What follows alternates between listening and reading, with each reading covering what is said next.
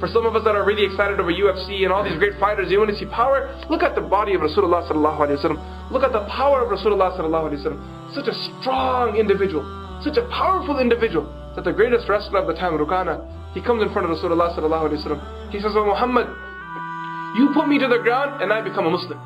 And Rukana had never lost a fight in his entire life. Do you know how strong these Arabs were?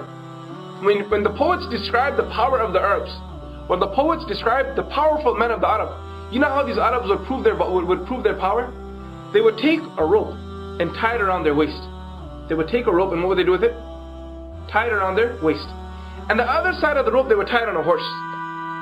Then, with both of their hands, they would grab a tree. And they would whip the horse and see if it could pull that person away from the tree. Can you imagine that?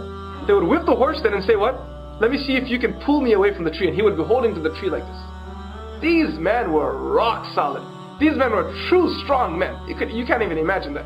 A lot of those Arabs, how would people describe them? For example, Umar ibn Khattab radiallahu anhu. Those who describe the physical feature of Umar ibn Khattab radiallahu anhu, how do they describe him? They say his forearms are the size of a normal man's thigh. Look at your thigh for a second. Feel your thigh for a second. Right? The forearm of Umar ibn Khattab radiallahu anhu was the size of a normal man's thigh. These men were strong men. And this man comes in front of Rasulullah sallallahu alaihi wasallam. He sees a beautiful, handsome face and he thinks that there's no power behind it. He sees the beautiful, handsome voice. He hears the beautiful, handsome voice, and he thinks there's no power behind this man. And he says, "Muhammad, why don't you beat me, sallallahu alaihi wasallam, and I will become a Muslim." Rasulullah sallallahu alaihi wasallam said, "Okay, bring it on."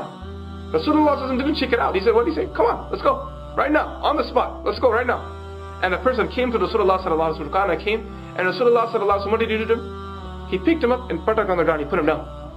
He stood up again. He goes, "No, I slipped there." And he made up some excuse, right? Because he couldn't believe it that Rasulullah sallallahu alaihi wasallam just put him down. He said, "Again." And he comes to Rasulullah sallallahu alaihi wasallam a second time. And what does Rasulullah sallallahu alaihi wasallam do a second time? He picks him up again and put him on the ground again. He can't stand in front of Rasulullah sallallahu alaihi wasallam. This is the power of Rasulullah sallallahu alaihi wasallam.